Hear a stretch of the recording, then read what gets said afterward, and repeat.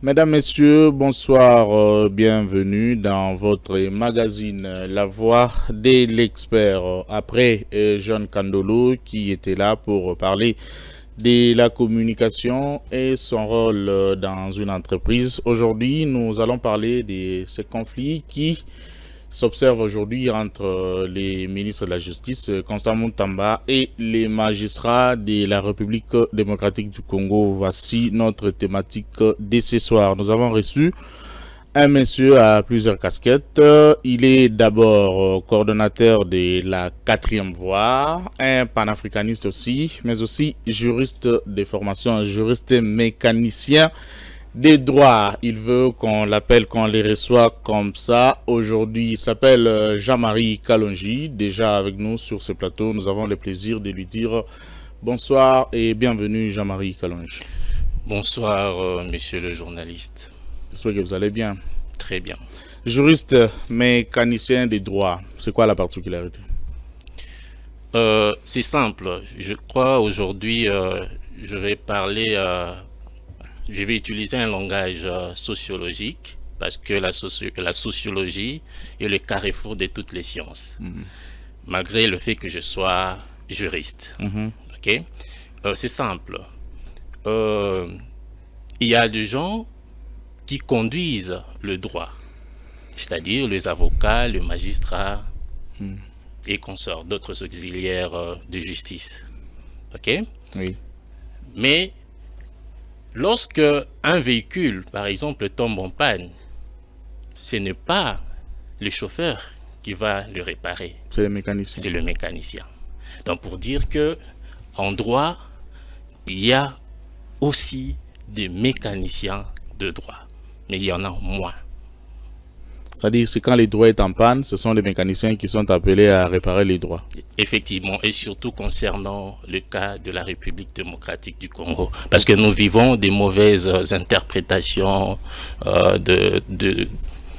des lois, ainsi de suite, et cela est lié à certaines négligences lors du cursus universitaire et consorts.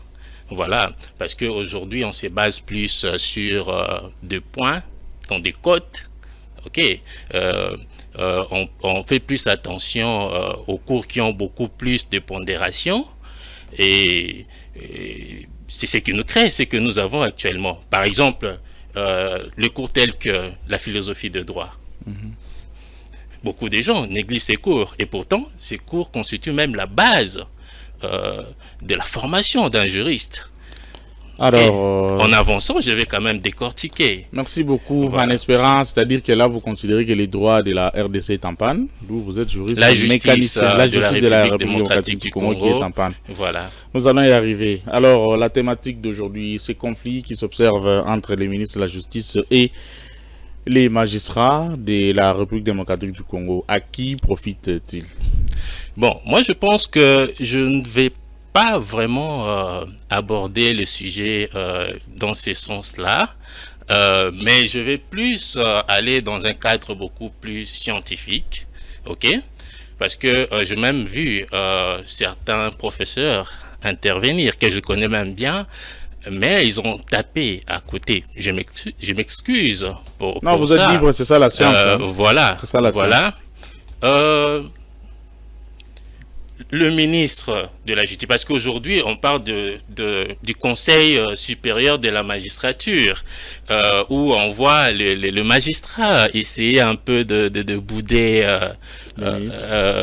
l'autorité du ministre, ainsi de suite, tout ça. D'abord, la première des choses, c'est quoi? Nous avons un ministre d'État à la justice, ok, et garde-sceaux, tout ça. Mais le président du Conseil supérieur de la magistrature a le rang d'un vice-premier ministre dans notre pays. C'est déjà un problème, ok? C'est déjà un problème. Normalement, le procureur général de la République, avec le président, le premier président de la Cour constitutionnelle actuellement, qui est d'office le président du Conseil supérieur de la magistrature, ont le même rang. sauf que le président a la préséance. OK? Maintenant, les conflits qui s'y opposent, les gens ne parviennent pas à préciser.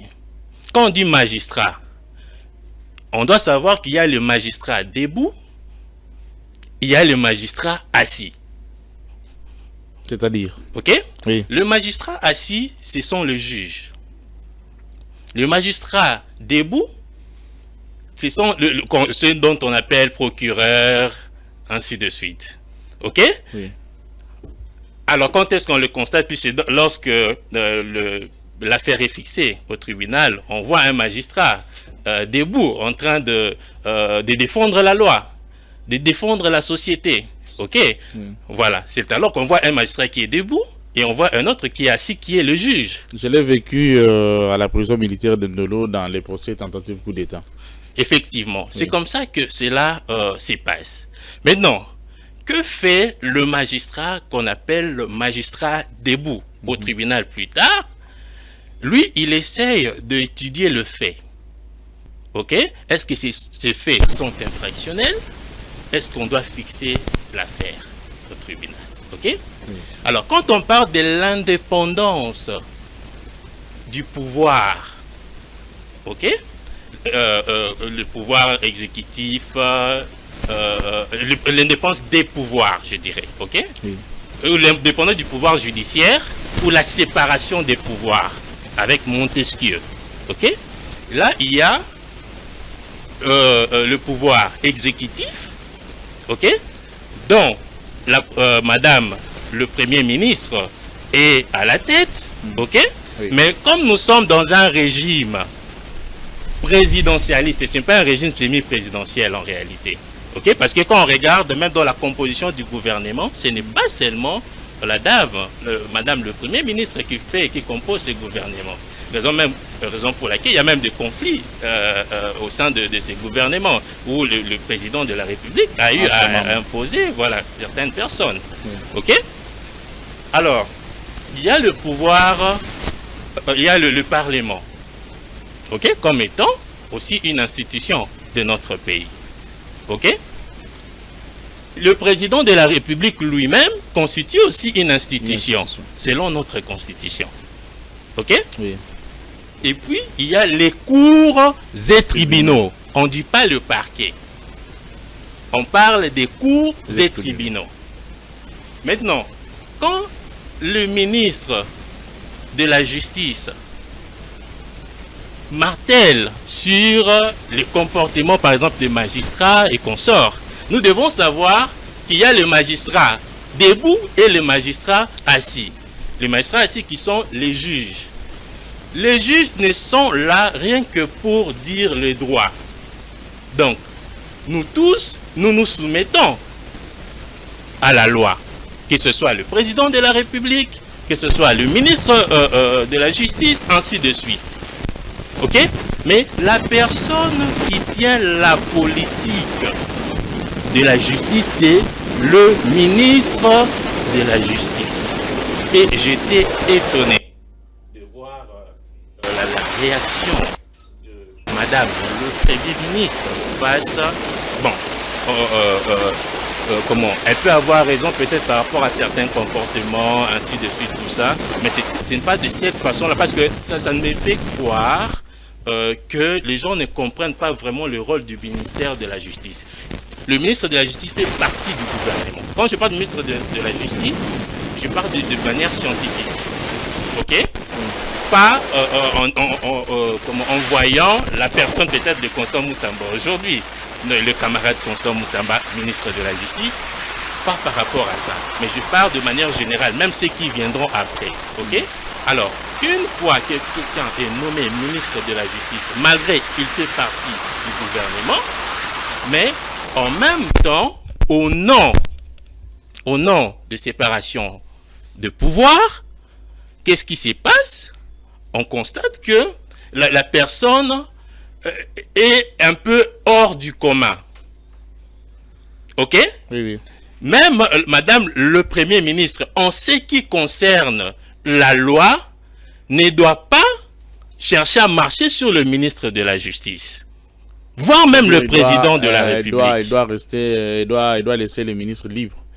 Voilà. Et j'étais même surpris de voir une réunion qu'avait tenue le président de la République, où il y avait les représentants du Parlement, donc les deux chambres, parce que nous avons un Parlement bicaméral, donc les deux chambres, et il y a Madame le Premier ministre, et il y a le président du Conseil supérieur de la magistrature. Et ce président-là, qui a la préséance sur le ministre de la Justice, c'est une faute grave. Quand on parle de la justice dans un pays, on recourt auprès d'abord du ministre de la Justice. On doit arrêter de le considérer comme étant un simple membre du gouvernement. Malgré il est dans le pouvoir exécutif, ok? Mais en même temps, il joue un grand rôle. C'est lui qui détient la politique du pouvoir judiciaire dans le pays. Et raison pour laquelle il a le droit d'aller, de proposer le loi, ok, à l'Assemblée nationale. Vous comprenez? Oui. Ce n'est pas le président de la République. Non, ce n'est pas le président du Conseil supérieur de la magistrature qui le fait. Qui est en même temps président de la Cour constitutionnelle. Voilà. Et que dispose la loi qui crée cet organe?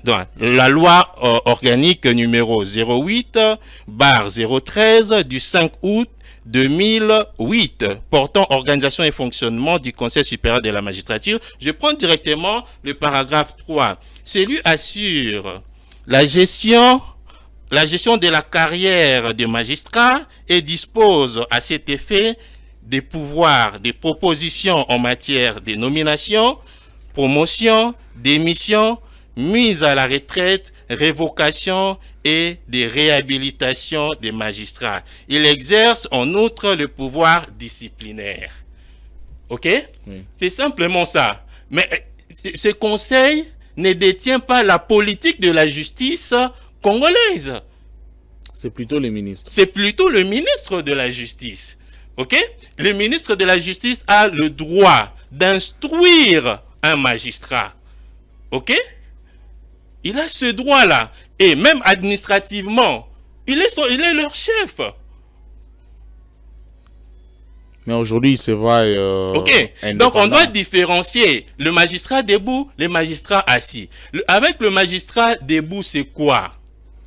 Le magistrat assis, donc les juges. Les juges n'est là rien que pour respecter la loi.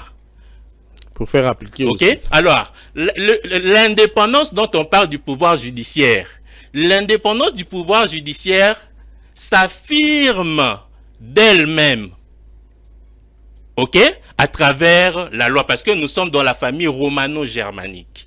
Quand on dit la famille romano-germanique, c'est-à-dire la première source de référence, ce sont les textes. Lorsqu'il y a un fait, on dit que dit la loi par rapport à ces faits. Est-ce qu'il s'agit d'un fait infractionnel ou quoi? Ou que dit la loi? C'est ça la question dont on se pose. Ok? Et lui, il est là que pour respecter cette loi. Le ministre de la Justice ne viendra pas dire non.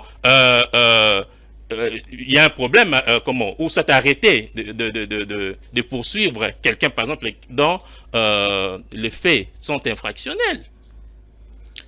Merci beaucoup Jean-Marie Kalonji pour ces explications qui sont claires. Je pense que les gens qui ne comprenaient pas les choses bien avant, en nous suivant aujourd'hui, ils peuvent au moins se faire une idée parce que nous ne comprenons pas assez. Très souvent, il y a ceux-là qui disent sans aucun fondement que non, les juges ou les magistrats ont raison. Les autres disent, traitent les ministres de la Justice comme ils veulent, populistes et tout ce qui va avec.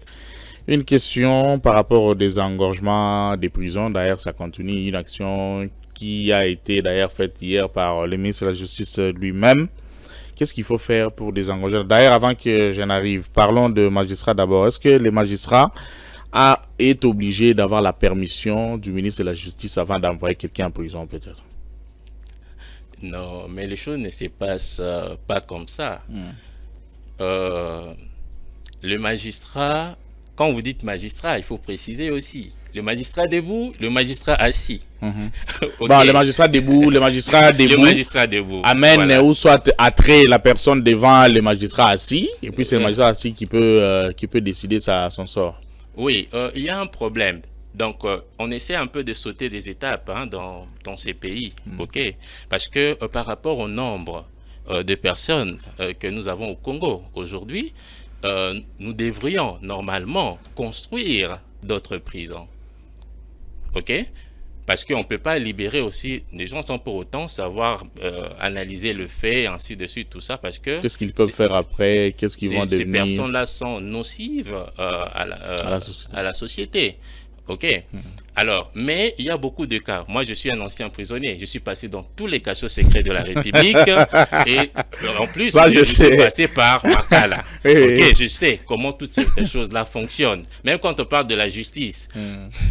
Mais moi-même, j'ai été devant la barre. OK. Victime d'ailleurs. Victime plusieurs fois. Voilà. Alors, je dirais, il y a beaucoup de cas à Makala.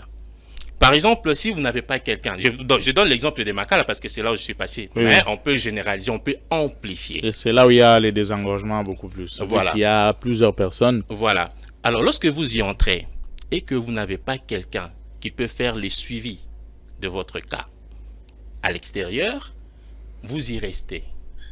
OK? Il y a des gens... Quel que soit le motif. Voilà. Il y a des gens qui n'ont même pas été condamnés, mais qui sont là depuis 6 ans. Et au-delà. Il faut peut-être prier pour sortir de là. Donc, il n'y a pas un mécanisme pour faire le suivi de tous ces détenus là, tout ça. Alors, il y a plusieurs cas de ce genre. Donc, les gens qui ont déjà purgé leur peine, mais qui continuent à y rester. OK. Oui. Alors, dans ce sens-là, le ministre de la Justice a raison de bien suivre ce genre de cas. Mais non, il y a autre chose. On sait comment les magistrats se comportent aujourd'hui. Les magistrats se comportent en Dieu. Moi, j'ai déjà vu, en ma présence, j'ai déjà vu un magistrat chasser un avocat de son bureau comme un chien. Est-ce que vous pouvez imaginer? C'est hors la déontologie. OK. Et si c'était moi, ça allait barder. Toute la nation allait savoir cela. OK. Malheureusement, cet avocat était sorti de ce bureau. Pourquoi? Simplement parce qu'il avait peut-être peur de ces magistrats. Qui se comporte à un petit dieu. Voilà, qui se comporte à un petit dieu. Et que disent les avocats? Autant mieux qu'on puisse aller directement, qu'on fixe l'affaire. Et là, quand on fera face à la loi, face au magistrat assis, donc c'est-à-dire le juge, là, les choses vont aller peut-être correctement, on va essayer un peu de respecter la loi. Mais au niveau des magistrats debout là, il se passe des choses terribles. Ok, on prend des décisions, des fois on fixe, des fois les choses sans pour autant consulter l'autre partie. Il y a beaucoup de choses qui se passent, très mauvaises alors. Donc la justice actuelle est pourrie. Alors il faut des fois prendre des décisions strictes. Ok, parce que je vois aussi l'actuel ministre avoir un tout petit peu ces sens-là de mécanicien de droit, un peu, je dirais. Ah oui. Voilà, voilà. Donc il y a certaines choses dont il faut vraiment marteler. Voilà. Alors, si vous voyez les gens commencer à se plaindre, c'est qu'on commence déjà à toucher à leur poche. Ok? Alors, je pense que c'est quelque chose qui doit être bien analysé de manière générale, parce qu'on a aussi besoin de prison, ainsi de suite, tout ça. Donc, il est face à une situation qui est vraiment complexe. OK? Il y a plus de détenus, il doit désengorger, mais pas tout le monde aussi, tout ça, parce que... Et à chaque fois qu'il désengorge, demain, on ajoute encore un nombre. À chaque fois qu'il le fait, demain, on ajoute un nombre. Donc, ça montre simplement qu'il y a un problème d'infrastructure. Lui, il a parlé du sabotage, surtout par rapport à la tentative d'évasion qui s'est passée à Makala. Oui, bon, quand il parle peut-être de sabotage, c'est peut-être par rapport aux faits auxquels on arrête les personnes. C'est-à-dire? Parce que le magistrat, même en commençant par l'OPJ, il a le droit d'appréciation. Ok? Il y a de simples choses qu'on peut juste résoudre à disant que non, celui-ci ne mérite pas le droit est là, on dit ubi subi soketas, donc là où il y a la société, il y a le droit. Ok? Et le droit est là pour que la société puisse vivre en harmonie. Ok? Alors, s'il y a possibilité de régler quelque chose à l'amiable, ainsi de suite, voilà, comment ils peuvent le faire. Ok? Au lieu de considérer tout cas. Est-ce que vous savez comment le magistrat se comporte? Allez, voilà, mapper, de l'histoire, tout ça. C'est ça leur langage, donc ils se comportent. Allez, mettez-le là-bas. C'est comme ça que ça se passe, même de simples choses. Et c'est ce qui énerve des fois le ministre de la Justice. Je me mets aussi à sa place quelque part. Ok, donc ça demande un grand travail aussi, mais ça demande la présence de mécaniciens de droit. S'il y en a d'autres peut-être qui l'entourent, ça va vraiment l'aider davantage. Mais j'ai essayé juste d'éclaircir la situation. Même le président de la République, malheureusement, commet cette erreur-là. Je pense que ça doit être ses conseillers. Ok. Prochainement, lorsqu'il doit inviter, lorsqu'il doit parler, il doit parler avec les différents pouvoirs, ok, du pays. Il est censé faire appel au ministre de la Justice. Il doit même faire en sorte que le ministre de la Justice actuel devienne vice-premier ministre. Parce qu'il ne doit pas, le président du Conseil supérieur de la magistrature ne doit pas avoir la préséance devant le ministre de la Justice. Ok? Donc, ils doivent essayer, une fois que quelqu'un est nommé ministre de la Justice, il ne fait plus partie totalement du gouvernement. Ok? Au nom de la séparation de pouvoir. Parce que c'est lui qui détient la politique de la justice. C'est comme ça qu'on doit voir les choses. Ça, c'est une recommandation que vous faites. C'est comme ça avec la science. Je suis un mécanicien de droit. C'est comme ça que les choses doivent fonctionner. Les gens interprètent les choses selon ce qui les arrange. Ok. Et moi, je pars de la science. C'est comme ça qu'on doit concevoir les choses. J'étais vraiment déçu d'écouter certains professeurs dont j'ai beaucoup d'estime dire certaines choses parce que ils ont de parti pris. Ce n'est pas correct. Une affaire qui continue toujours. Nous poursuivons notre série de questionnaires. Une question m'est venue en tête. Vous avez dit les magistrats se prennent comme des dieux ici en République démocratique du Congo. Quelles sont les étapes pour devenir magistrat? Et qu'est-ce qui leur donne ces pouvoirs-là de ne pas presque considérer tout le monde, voire même les avocats ou les juristes? Bon, généralement, c'est varié selon les pays. Même dans notre pays, à un certain moment, avec Laurent Désiré Kabila, il fallait être parmi les génies. Pour entrer dans la magistrature. Il fallait être parmi les génies. Oui, à partir de l'université, déjà. Ok. Mais aujourd'hui, dans notre pays, il faut faire maintenant le concours et être nommé par le président de la République. Et c'est quand on est nommé par le président de la République qu'on se dit on a le pouvoir de marcher sur tout le monde quand on est magistrat par rapport à ça. Non, tout le monde est censé respecter la loi, en commençant par le président de la République. Ok, nous tous nous inclinons. Nous nous inclinons devant la loi. Et les magistrats, hein, doivent s'incliner aussi. Effectivement, nul n'est au-dessus de la loi. Alors, la question que moi je me pose très souvent, les gens le disent, nul n'est au-dessus de la loi. Mais pourquoi les magistrats, les gens qui ont fait les droits, les gens qui ont étudié les droits, se comportent comme s'ils étaient au-dessus de la loi?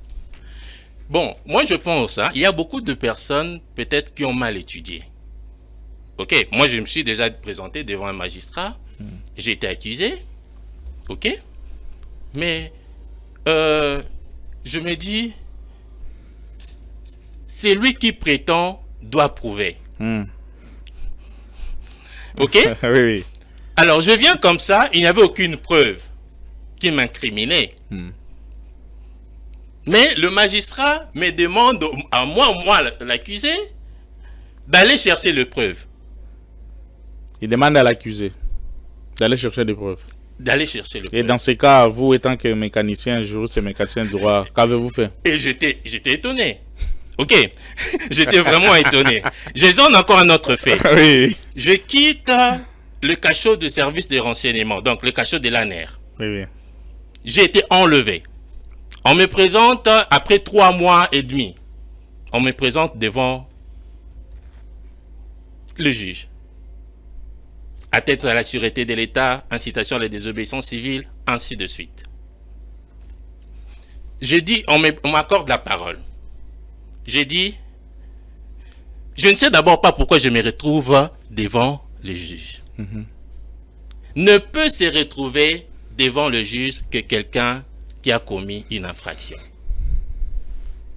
Quelqu'un qui est enlevé, pas arrêté. Enlevé. Ne peut se présenter devant le juge que quelqu'un qui est arrêté, qui a été arrêté. Quand on dit arrêté, donc c'est qu'on a suivi une procédure normale. Mais moi, j'ai été enlevé. Par conséquent, je ne peux pas me retrouver devant vous. Je laisse aux avocats de faire le travail. Je dis, mais monsieur, nous avons tous étudié le droit. Vous comprenez? Alors, face à de telles choses, simplement parce que, lors du régime Kabila, donc, il leur a été demandé de poser ces genres d'actes contre moi, ainsi de suite. Parce que vous étiez têtu. Oui, mais moi, je suis resté têtu. Je suis resté têtu, même en étant scientifique. Ok, j'ai dit, je ne sais pas si vous me parlez de quel droit. Il était humilié, hein, devant une foule, à Makala. Il était humilié. J'ai dit, nous avons tous fait le droit. Ok, qu'on vous intimide pas, même si on dit docteur, ainsi de suite, c'est la même matière. Lorsqu'on est déjà licencié, c'est qu'on connaît le droit. Un vrai licencié maîtrise le droit. Un vrai licencié. Mais nous avons des licenciés qui ne maîtrisent même pas les droits aujourd'hui. Oui, oui. Raison pour laquelle je parle de chauffeur et de mécanicien. C'est le mécanicien qui maîtrise mieux les véhicules. Pas les chauffeurs. Non, bon, les chauffeurs sont là. Ils conduisent, il y a des grands chauffeurs. On connaît aussi des grands chauffeurs. Tout ça. Mais quand il y a une panne, ce sont les mécaniciens qui doivent intervenir. Raison pour laquelle je me suis dit, oh, bon, je dois quand même, éclaircir la situation. Merci beaucoup, Jean-Marie Kalonji. Éclairer la situation, voilà. Merci. Je pense que vous avez suivi les procès tentatives coup d'État où aujourd'hui il y a plus de personnes qui ont été condamnées à mort. Dame Bleu, selon vous, comment est-ce que vous avez jugé d'abord ce procès mais aussi la décision du tribunal militaire de garnison de Kinshasa-Gombe qui a condamné plus de 37 personnes à mort, à la peine de mort, je dis bien. Bon, comme il y a déjà une décision de justice, oui. Et surtout que je ne suis pas parmi les inculpés, et ni non plus comme étant parmi leur avocat. Mais comme mécanicien, juriste et mécanicien de droit. Juriste et mécanicien de droit, ben moi je pense que ces genres de choses doivent se faire en coulisses. S'il faut vraiment, comme il y a déjà une décision, comme il y a déjà une décision, il faut que les choses se fassent en coulisses. Je comprends. C'est par peur d'être arrêté à nouveau ou... Non, moi je n'ai jamais eu peur d'être arrêté. Nous n'étions qu'à deux têtus dans cette République. L'un est parti, je suis resté le seul. En tout cas, alors... Donc là je parle d'Étienne Tshisekedi. Parlons de la peine de mort. Hier d'ailleurs, j'étais avec un avocat qui dit mais comment est-ce qu'on peut condamner plus de 30 personnes à la peine de mort au moment où la peine de mort est abolie? D'autres avocats disent que la peine de mort n'est pas abolie, les autres disent que la peine de mort doit être exécutée. Vous, étant que juriste et mécanicien des droits, par rapport à la peine de mort, qu'est-ce que vous pouvez dire?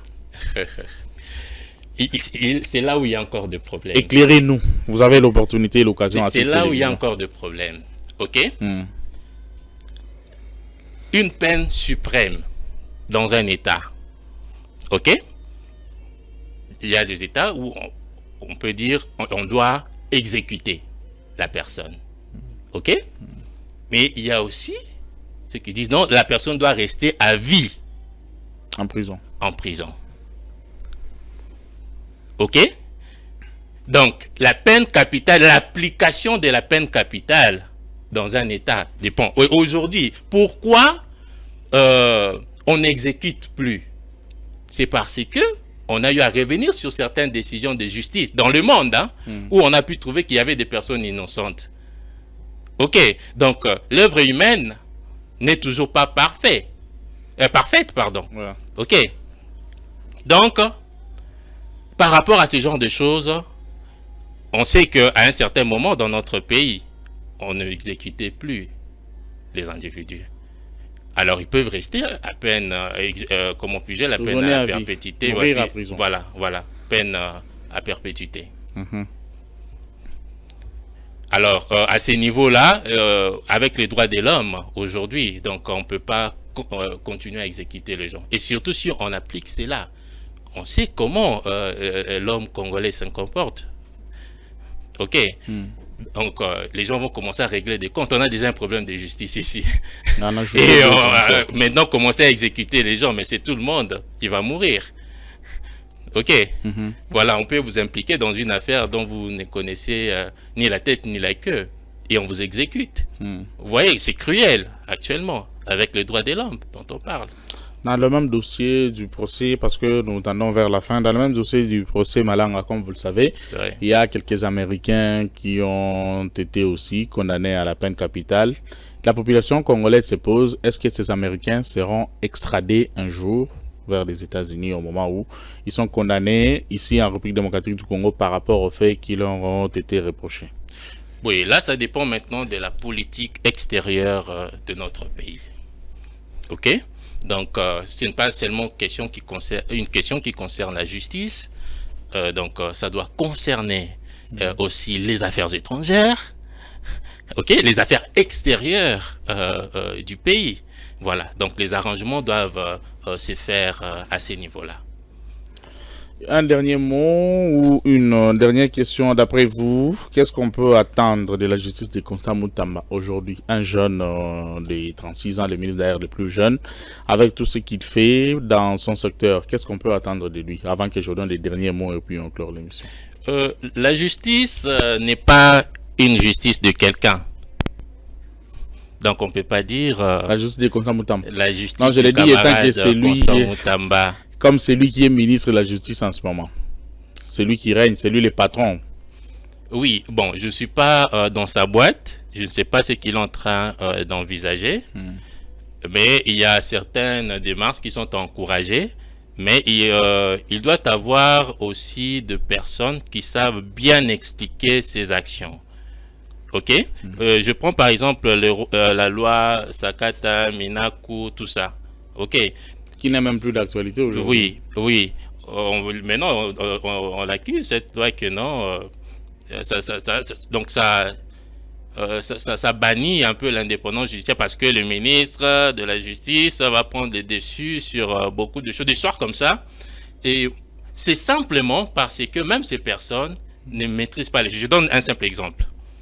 Le président en exercice, il reste en fonction jusqu'à l'installation d'un autre président. Ok, mais vous avez vu comment les gens se sont battus pour chercher à interpréter cela. Donc, même si on n'organise pas les élections, mais il va rester en exercice. Non, c'est pas ça. Donc, la loi n'est pas censée dire tout. Ok, oui. Là maintenant ça devient le droit de petits enfants. Donc tout, il faut que ça soit codifié, tout ça. Mais que les gens comprennent. C'est simple, parce qu'on parle dans le contexte d'organisation des élections. On connaît déjà le contexte. Donc on ne peut pas aller commencer à en débattre autrement, tout ça. Donc il y a certains principes qui existent déjà en droit. Ok, il est simplement question quand le magistrat ou certaines personnes ne comprennent pas, il faut juste leur expliquer et faire les choses en tant qu'un vrai ministre de la justice. Donc il est question d'avoir cette connaissance-là. Que non, moi je suis dans les bons, même si les gens crient tout ça, mais je suis dans la science et je suis dans le droit. Ok, c'est ça le comportement qu'il doit avoir et il doit avoir des personnes bien aguerries. Il est dans la science, il est aussi dans les droits. Il s'appelle Jean-Marie Kalonji, lui qui était notre invité de ce soir. Vous voulez le contredire, la voix de l'expert est là. Vous pouvez passer les numéros là, vous pouvez nous contacter afin de venir ici, un plateau libre pour contredire Jean-Marie Kalonji parce que la science l'oblige. Est-ce que peut-être d'autres juristes en danger? Ouais, c'est ce que je veux d'ailleurs, la science l'oblige. Alors, nous tendons vers la fin, Jean-Marie Kalonji, votre dernier mot. Mon dernier mot, je vais parler du pays. Compatriote, oui, okay. Je vous l'accorde. Oui. Il y a deux choses que les affaires extérieures du pays va réaliser ou est capable de réaliser. Ça va nous apporter la paix et ça va nous apporter une bonne économie. Quelles sont ces deux choses? Non, je parlais de la paix et de l'économie. Alors, quand je parle là des affaires extérieures du pays, qui est différente de la diplomatie. Parce que nous avons un problème sérieux. C'est encore ça, le problème du système éducatif. OK? Donc, ceux qui ont fait les relations internationales, tout ça. Et aujourd'hui, la République démocratique du Congo n'a pas une politique extérieure fixe. Nous sommes des chauves-souris. OK? Alors, pour que nous puissions sortir les Congos de là où ils se trouvent, il faut que nous puissions déterminer notre politique extérieure. Là encore, il y a de la matière. Vous allez venir encore un nouveau jour parce que vous avez plusieurs casquettes. Mesdames, Messieurs, vous nous avez suivis. Je dis déjà qu'il s'appelait Jean-Marie Kalonji, juriste mécanicien des droits, mais aussi coordonnateur de la 4e voie, un acteur politique aussi, passionné de la République démocratique du Congo. C'est lui qui était avec nous sur ce plateau dans votre émission La Voix de l'expert. Je vous retrouve prochainement avec une nouvelle thématique, mais aussi un nouveau invité. Au revoir.